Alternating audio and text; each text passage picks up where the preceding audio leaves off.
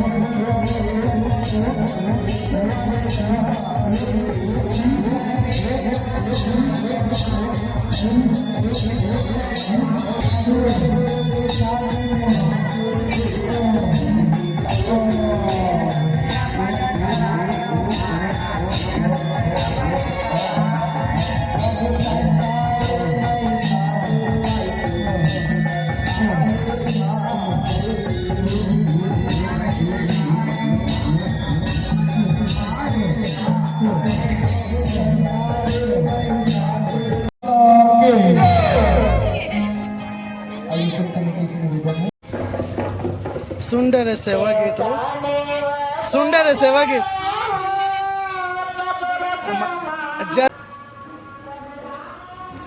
चलो गेट खोलो भैया।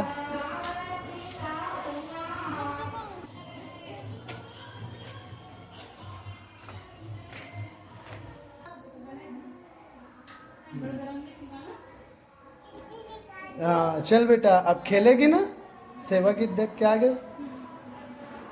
चलो अब खेलो दोनों जन, ठीक है। अब सो को ना बेटी, सोने का टाइम हो गया है। सियानी सोएगी, 11 बज गए बेटा।